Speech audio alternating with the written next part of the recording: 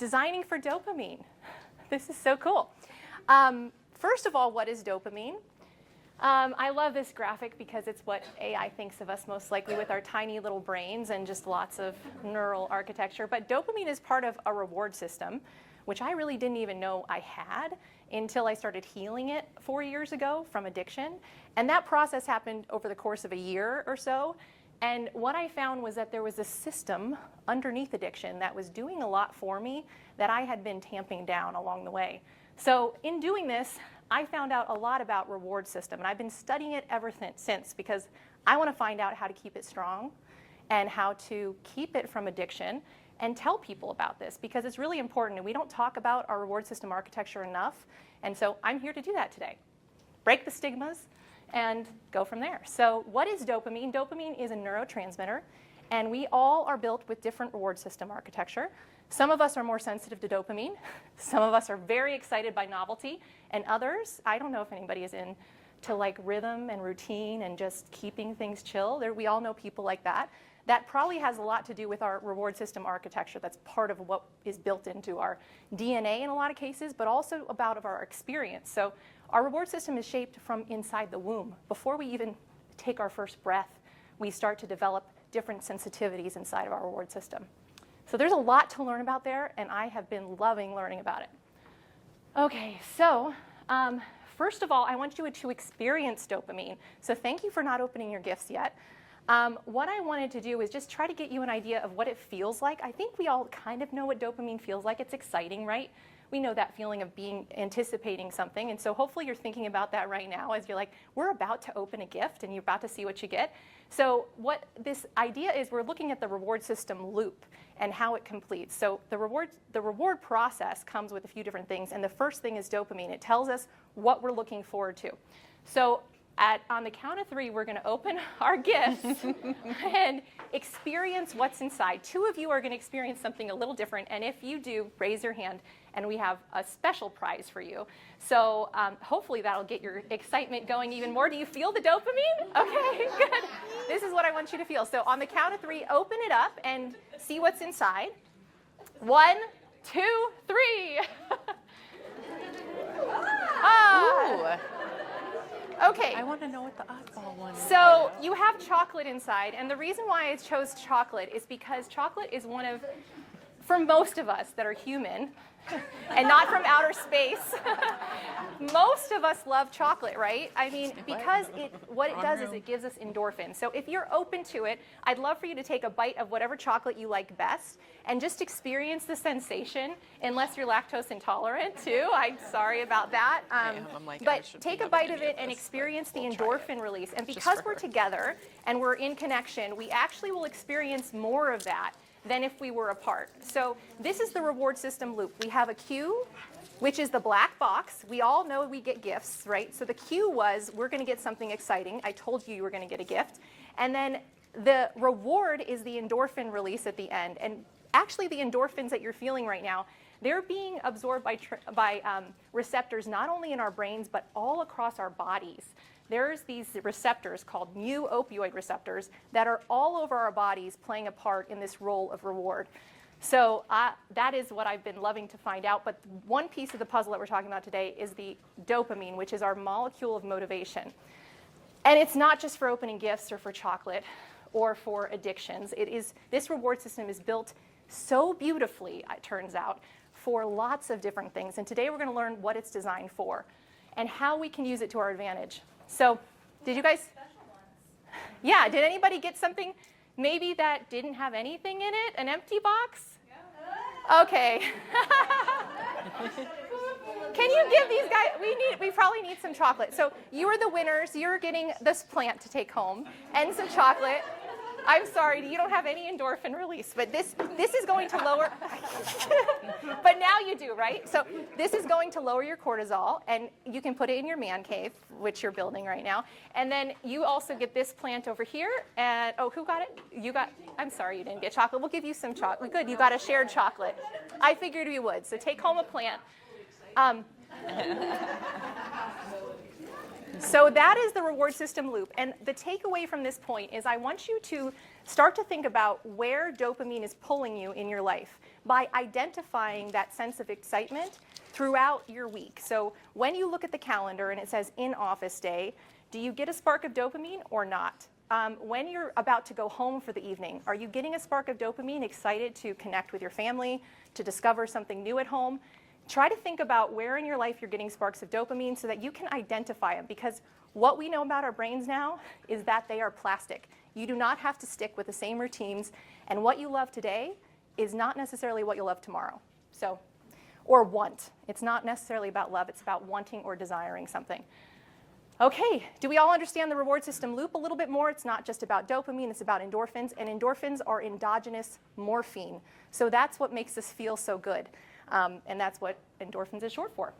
Okay, so dopamine is part of the reward system loop. It's a signal of motivation and wanting. Endorphins or endogenous morphine is the gift or reward, and both are signals of the function and strength of the reward system.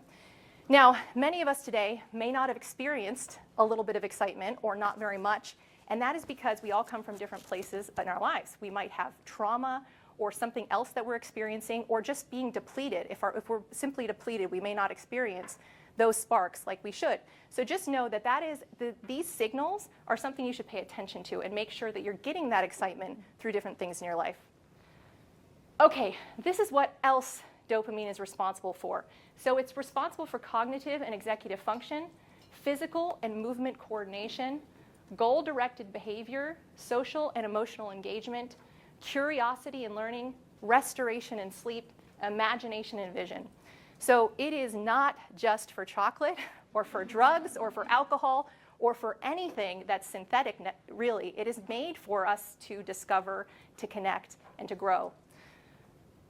So dopamine is a refiner. So this is actually when I grew up, I had finches at our house. My mom loved this particular jewelry store that had a huge wood case of finches, and we would make special trips to the mall. This was in Prescott. If you grew up in Prescott in the early 90s or late 80s, you probably went to the mall and saw this finch case. But we would make special trips. We would look at the finches. And one day, my dad, in a romantic gesture, bought the finch case and took it home and put it in our living room. It was much larger than we anticipated.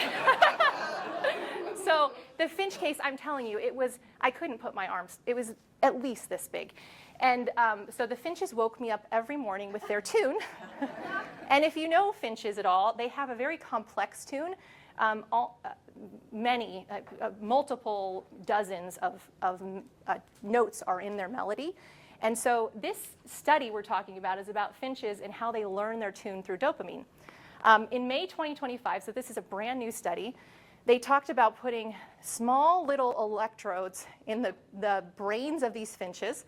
I don't know how, the finches' brains are probably this small, but they were tracking the dopamine signaling of these finches as they learn their tune. And what they found was around day 30, the finches came up with this template of what they wanted their perfect music to sound like, what they wanted their voice to sound like. And they kept refining their tune as they judged every note against the template. And they found that the dopamine signal that occurred, which was a quarter of a second after the note was played by them, they got a reinforcement of dopamine either to tell them they were on track or they were off track from their template. And so from days 30 to 100, they learned the perfect melody, and they completed this through the power of dopamine.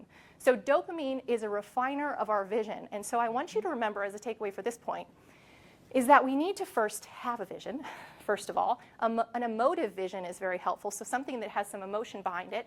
And then dopamine can lead us on the way of completing that vision or pulling it together. This is helpful for us to understand, especially as we think about how we work, right? So in architecture, we have a vision for how we're completing a floor plan, for example. Every time something fits into place, dopamine tells us it's right or it's wrong, and we get to follow through with that vision. So did anybody know it was a refiner before today? Because this is something I've been learning about dopamine. All right. So dopamine fuels our efforts. For this story, we're talking about my friend Anne, who ran marathons. Has anybody in here run a marathon before?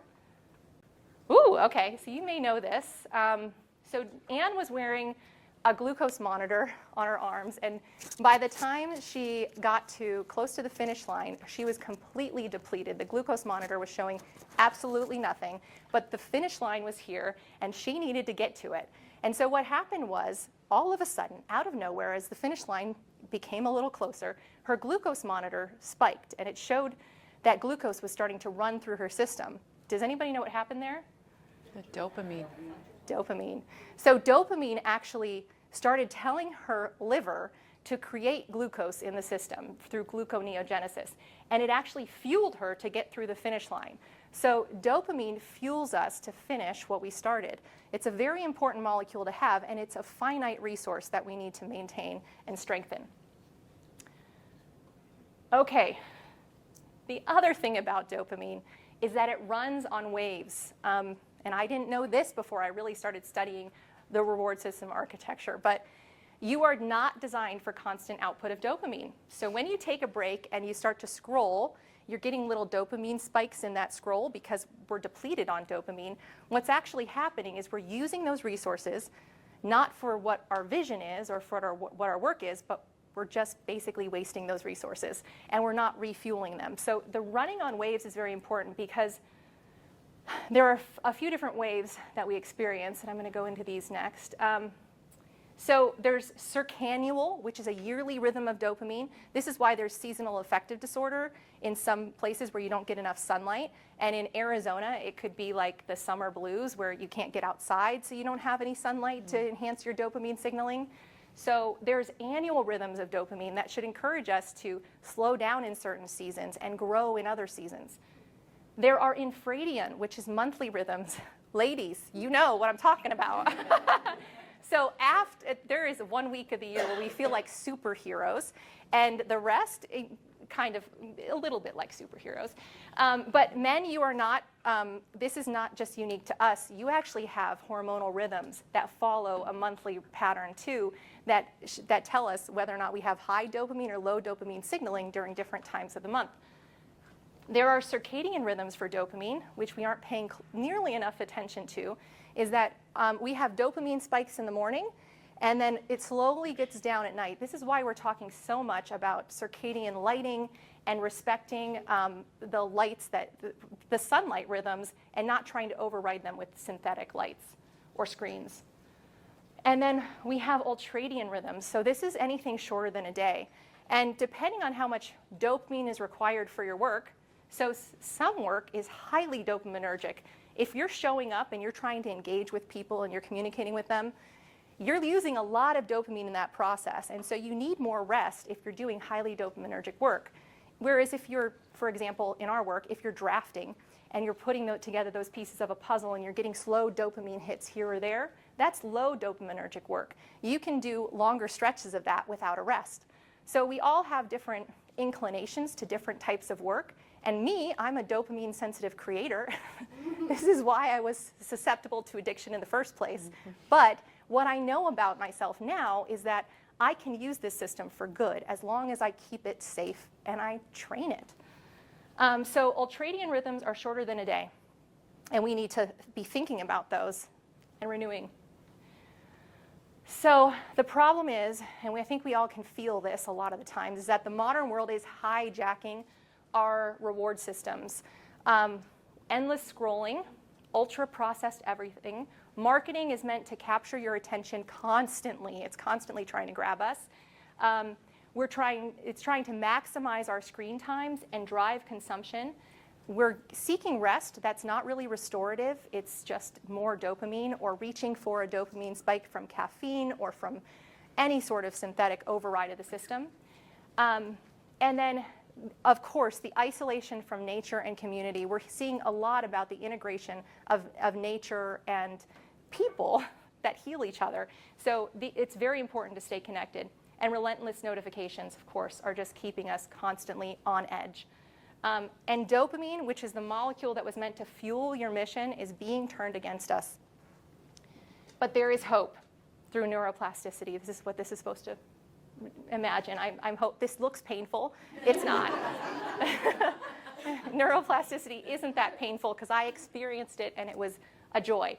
Really, it's about finding what your vision is and trying to direct dopamine to those resources instead of having us be depleted all the time. There is a lot of hope and promise in our brains that we can rewire no matter what state we're in. So that is ultimately the goal I want you to hear today, is that none of us are broken beyond repair, that we all have this rhythm that we can restore in ourselves. So once I knew this, this was a lot to come through. It took me about 3 years to get to the point of understanding my reward system and how to manage it. And ultimately, I developed 4 pillars of reward system strength, because I wanted to find out, well, what the heck am I supposed to do with my time? What am I supposed to do with this reward system that's so powerful? And I came up with 4 pillars of reward system architecture. I didn't come up with them, that's wrong. These are biological powerhouses. They are just the definition of how we support our reward system architecture. It's not anything I came up with. This is the design of how that's made.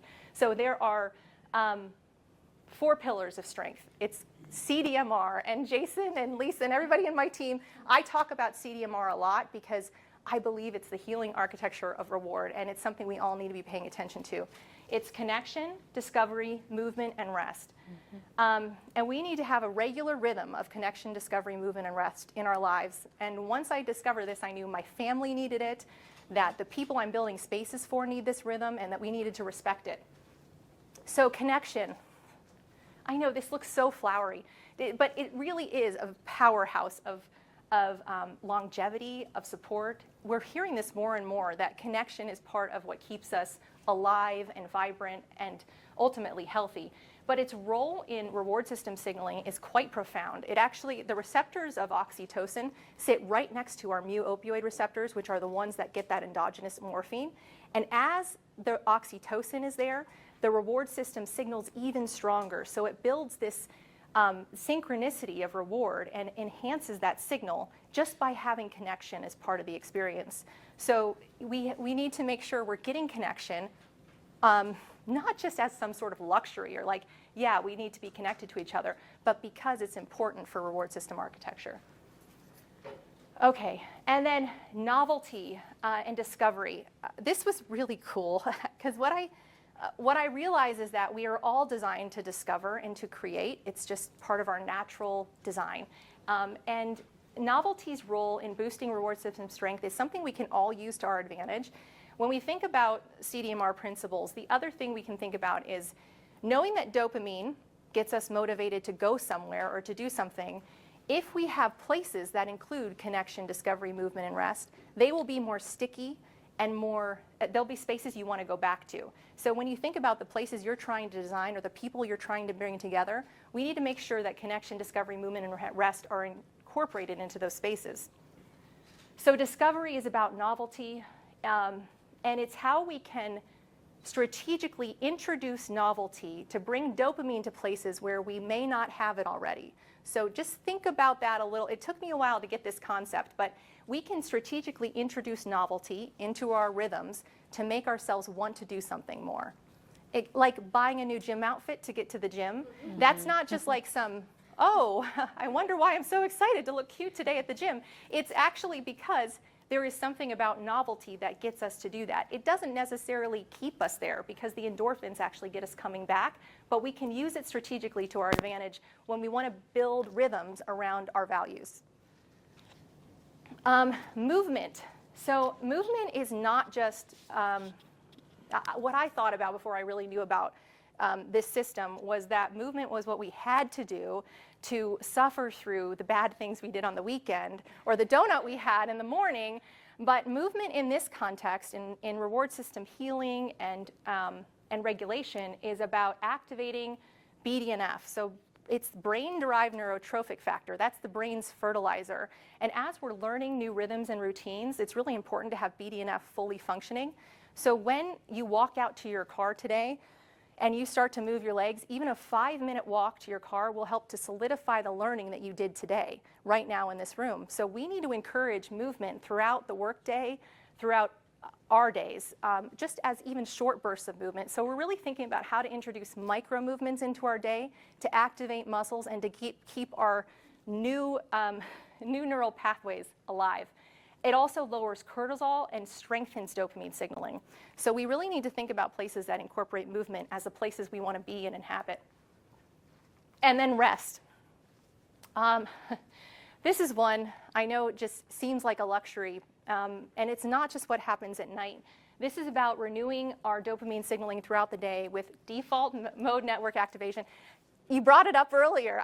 Did you know I was going to say it? But you said DMN earlier.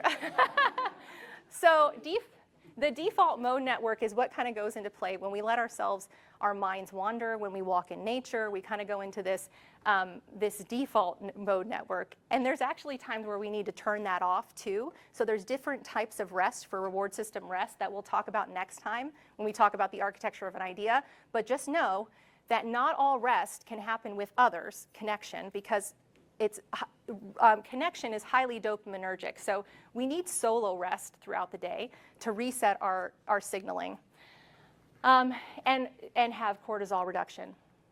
Michelle, I just want you to know I got a big dopamine rush right there. You did? Did you feel it? I'm so glad. Good.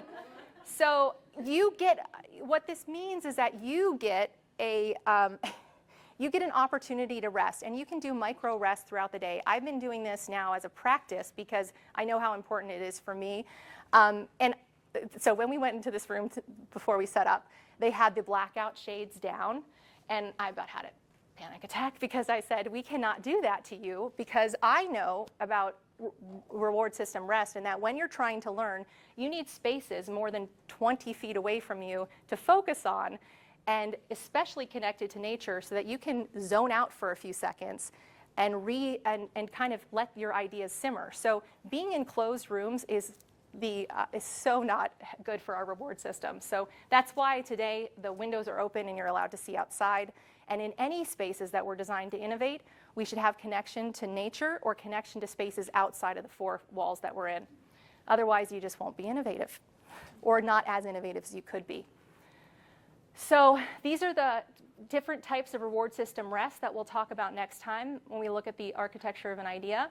And so what we're looking at is incorporating connection, discovery, movement, and rest in our daily rhythms and in our spaces to make spaces more magnetic, to make you want to go back to places, and to sustain our rhythm. So if we go into an office that includes some connection, some places for discovery, some places for light movement, some places for rest and renewal, we will leave the office renewed at the end of the day and want to go back the next day. This is not only for offices, but for churches, for retail spaces, for hospitality spaces, any place you want people to return to, you need to incorporate these things. So I don't have time for a full case study today, but I did want to talk to you about how we're thinking about that. Now, this is a client who's already doing a lot of good work with their culture around novelty and connection. They basically have 80% unassigned spaces in their office, and a lot of heavy volume of collaboration and group spaces. But this diagram shows us what we did to the space to make sure that everyone had an opportunity to be in the most innovative spaces they could be in. So I don't know if this little thing is working. I'll just point to it over here. So these yellow bars here show where natural light is coming through the building.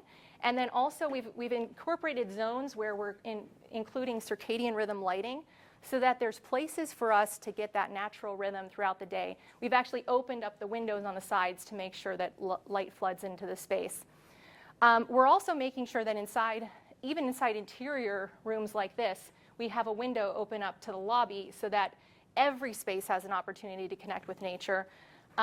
We're incorporating concepts of biophilia. We're being intentional about places to connect, but also providing a lot of different seating arrangements. So creating these seating areas along the walls with different seating postures so that people can break away from their desk and reset. So we're thinking about also how the space can be, we can move through the space. So we want an office to be highly walkable, if possible. And I've been thinking a lot about how much more walkable we could make office spaces. So could we have wider hallways so we can have walking meetings, for example, so that we can connect and enhance reward signaling along a walking meeting instead of a solo meeting inside a small box. But all of the spaces in this space have connection to walkable areas and to natural light and biophilia. And then we're doing things like this where we're having small spaces that are functional, where people can have quiet rest spaces by themselves. And then enhancing outdoor connections so that there's places to walk outside so we can get that circadian rhythm signaling and we can rest and renew during the day. So, and one of the other things I wanted to point out as far as discovery, which is just kind of a cool hack for this culture, is that they bring in catering every day and it's different every single day. And that is a huge hack for working that novelty in. So the spaces that we create should never be fixed or permanent. What we need is much more flexible spaces as we change our work styles and we make places want to be renewable. Every time we go into a space, we should experience something a little bit new. And we should design intentionally around that because dopamine lives on it. So every time we go into the office, there should be something to discover, or into any space. All right, that's it. That's the idea of reward system signaling and dopamine. Thank you. So you can find out more at More Studio Architect, what we're doing, how we're incorporating CDMR principles into our projects.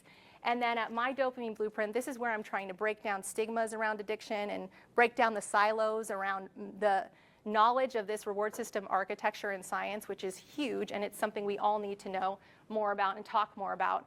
And up next is the architecture of an idea on August 13th. We'll break down how we get more ideas, because as soon as I started healing my reward system, the ideas started coming out of nowhere. So you will find more and more, if you follow these rhythms, that you'll see new ideas coming to you. And I'd love for you, if just as a little bit of a sort of homework, if you're coming back, is if an idea comes to you, notice where you are over the next few months and what you're doing, because I would love to collect that information and just you pay attention to it.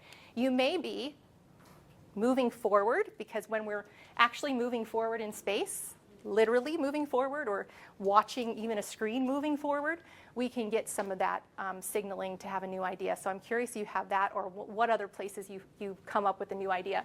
So that's coming up next. And there's Aroma Wells, also QR code again. So thank you all for coming. How do we do on time? What? We got 3 minutes for questions. Okay, yeah. Does anybody have any questions? I covered a lot. There's so much more to learn, but yes. Are you incorporating this CDMR? CDMR into when you pitch to your potential clients for a design? Is that something that you're incorporating into their design? You know, we kind of rebranded around this in October, and it's been huge because it's allowed me to blend my passion with my work, right? So this is kind of a new concept for More Studio, but we fully embraced it on all of our projects, even if they don't ask us to do it, because we really believe it's that important. But we're doing that right now. I mean, we want to tell you that anybody who's designing a space, you should be thinking about these principles. So this is our way of doing that, is showing and educating, because most of all, I just want people to know about this more than anything. Yeah. I know it's new for more, but I'm curious if you've had any clients where you completed a project and maybe their initiative was return to work. Mm-hmm. And this was to help do that. Yeah. If they found any success. That would be great. Yeah, I'd love to. Once some of these projects are built, we can take some background and see how effective these principles are. But really, you know, we've talked. There's been a kind of this undercurrent about neurosensitive architecture or healing architecture or trauma-informed design, but this is a universal principle. It's for all of us. We all need to be in neuro-strengthening environments. It's not just for people who are healing or broken. This is for all of us. We all need this strengthening. So, yeah. I just wanted to add, Michelle, if you just have that. When you introduced these principles to us in the office, we just started looking at our routines, and we were all working in our home office or together on connection days when we come to the office here. You start to see, so we do have our own case study. Yeah. Yes. And changing our routines and our spaces. Yeah. We live this now. Yeah, we've been talking about it as a team now for quite a while, and we ask about this. What are your connection opportunities? What are your discovery? We just talk about it a lot more, and my family is, that's why they're not here today. They're sick of it, because I talk about it all the time. Yeah, I talk a lot about dopamine, and I've even rearranged my house because I care a lot about how my kids are getting their dopamine signaling and making sure they're being renewed if they're on a video screen or anything else. So, yeah, we've done a lot of change around it. We didn't mention it when you guys were walking in, we kind of forgot, but if anybody's wanting to see our office space, by all means, we can walk you up there, and you'll see these principles in our office, right? The natural light and things like that. So Yeah, we picked our office because we knew it was connected. We have a great view, and that was just so important because I know when we work in innovative spaces, we need to be connected to other things. Yes. I'm going to say, first on your case studies, if that's something that we could read, even if you don't have time to present it between now Sure. and the next one. I mean, I'm a psychology nerd, for one, so I would definitely read it. Uh-huh. I'd also be curious about environments that have critical emotions surrounding them. So whether it's public or private, Yes. from a wedding venue to a courthouse to Mhm. a learning Yes. facility, how this is being implemented. Wonderful. Actually, we have a case study for a public space next time that we're working on a council chambers project and trying to innovate. You know, these are the places where decisions are made, where people are very high stress. There's a lot of stakes at play, right? So we'll look at that next time at a public space. But yeah, it's an important principle for all the spaces we're making big decisions in and that sort of thing. Yeah. Uh-huh. Well, I just wanted to give you a little bit of personal case study. One of the reasons or ways that we connected was on our own journey of, I didn't realize I was doing what Michelle just described, but through giving up some of the quick dopamine hits to really retraining and rewiring my brain. That explains why just in the last couple years since I've done that, the massive amount of what I call downloads Yes. happen. And primarily when I'm doing my morning walk Yes. in the morning sun Yes. with no contacts, nothing, Yes. nothing interfering with the light getting into my eyes, no Yeah. sunglasses. And it's fascinating what happens. And so I love the idea of, make your hallways at your office wider and have your walking meetings inside if you have to. Yeah, Because I love when someone calls me and says, Right. do you want to do a walking Yeah. meeting? It's like, Yes, you will come up with all kinds of new ideas if you can walk in meetings. So if anybody wants a walking meeting, Yeah. I know it's summer, so I almost didn't want to say it. That's why I saved the architecture idea till August, because I want you all to take walks in nature. And yes, so I think that is so important. It's where I receive a lot of downloads or ideas come to me is when I'm in forward motion in nature or just in stillness. That's the other part. So I don't want to give it all away, but yeah. So yeah, just take some time to do that maybe a little bit more. Just have some time in stillness or in nature and see what happens. And if you can strengthen this system so you get more ideas, because what's happening literally scientifically is as you're moving, your brain fertilizer is building new neural pathways, which is giving you that new information and those new ideas. So it's real. Yeah, thanks for pointing that out. That's really helpful. Yeah. So I'm a general contractor, and one of the things that I come across daily is cost. How much it's costing, right? So are you seeing in this design process that you go through, is that impacting Oh projects? gosh, thank you for bringing up cost. So, so one of the most expensive thing that's 100 times more expensive than anything you can put into a building is the paying for the people inside the building.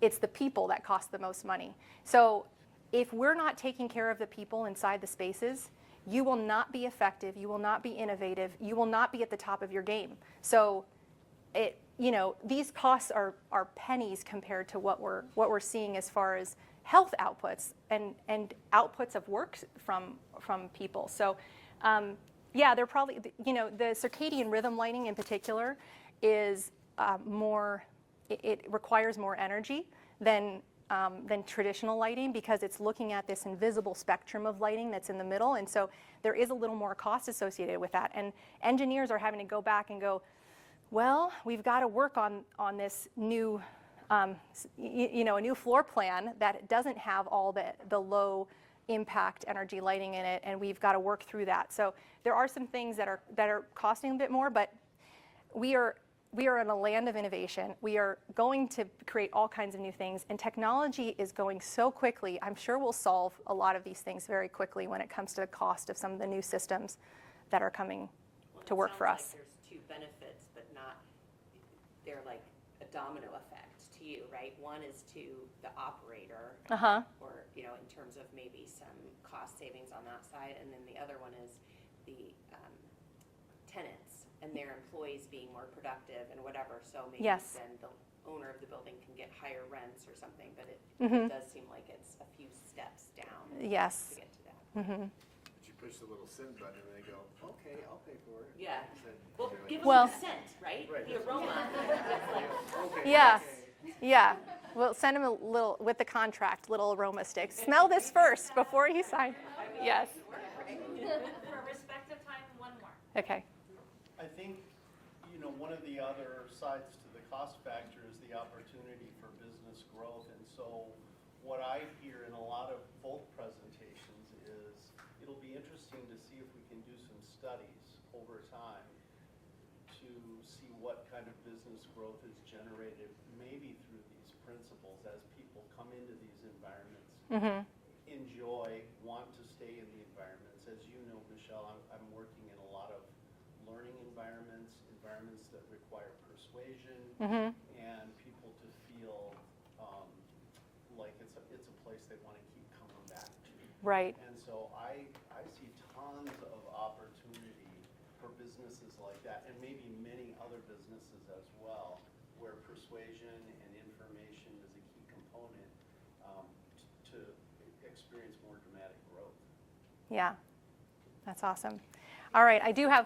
The CEO, right? Yeah, I do have one little dopamine hack for you. I just found this out the other day, is that you can change your screen to grayscale. I don't know if anybody has done this, but I have mine on a triple click now, where I can go from color to grayscale. And this is a trick just to make sure it's during the day. If you want it to be on grayscale, you can change it.